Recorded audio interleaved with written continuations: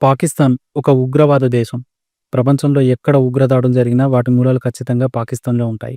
ఇది మనందరికీ తెలిసిందే. ఇలాంటి ఉగ్రవాద దేశంతో అమెరికా ఎందుకు అంత క్లోజ్‌గా ఉంటుంది? అమెరికా ఎప్పటికప్పుడు తన మద్దతును పాకిస్తాన్‌కి ఎందుకు ఇస్తుందో ఎప్పుడైనా ఆలోచించారా? దీని వెనకాల ఒక చిన్న థియరీ ఉంది. అది ఇప్పుడు తెలుసుకునే ప్రయత్నం చేద్దాం.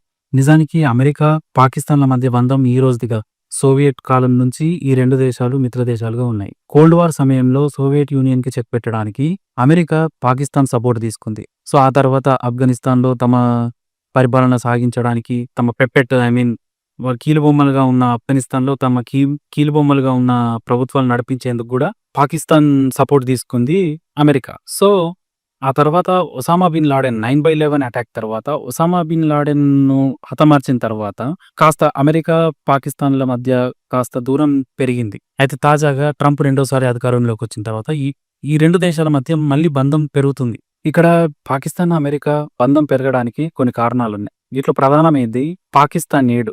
ప్రస్తుతం పాకిస్తాన్ ఆర్థిక వ్యవస్థ కుప్పకూలిపోయింది. లిటరల్లీ ఇతర దేశాల నుంచి అడుక్కునే పరిస్థితొచ్చింది. మొన్నటికి మొన్న ప్రపంచ బ్యాంకు కూడా అప్పు ఇయ్యని పరిస్థితిలో అమెరికానే ముందుకొచ్చి సపోర్ట్ చేసింది. దాన్ని మన భారత్ తీవ్రంగా ఖండించింది. అది వేరే విషయం. కాబట్టి పాకిస్తాన్‌కు అమెరికా తప్ప మరో దిక్కు లేకుండా మారిపోయింది. ఇక అమెరికా ఇంట్రెస్ట్ ఏందంటే పాకిస్తాన్ విషయంలో ఇటీవల నిర్వహించిన కొన్ని రిసర్చ్‌లో పాకిస్తాన్‌లో భారీగా మినరల్స్ లభ్యమవుతున్నట్టు తేలింది. సో, కాపరు, బంగారము ఇలాంటి కొన్ని కీలక ఖనిజాలు బయటపడుతున్నాయి. సో, దీన్ని మార్కెటింగ్ చేసుకోవడానికి అమెరికా స్కెచ్ చేస్తోంది. సో, పాకిస్తాన్‌లో మైనింగ్ జేసి వాటిని తరలించుకుపోవాలి, వ్యాపారం చేయాలనే కాన్సెప్ట్‌తో అమెరికా పాకిస్తాన్‌కు దగ్గరవుతుంది.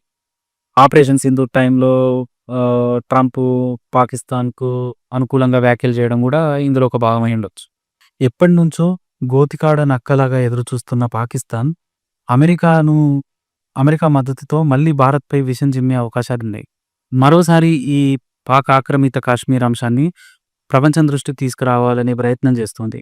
ఏదేమైనా అమెరికా, పాకిస్తాన్ బంధం బలపడడం అంటే అది మనకు ఖచ్చితంగా నెగెటివ్ అంశంగానే భావించాలి.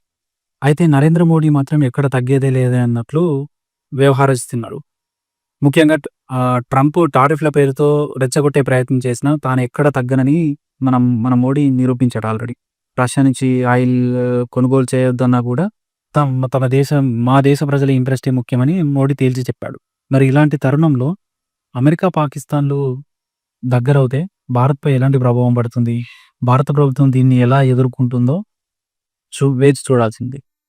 మరి మీరేమనుకుంటున్నారో కామెంట్స్ రూపంలో తెలిపండి.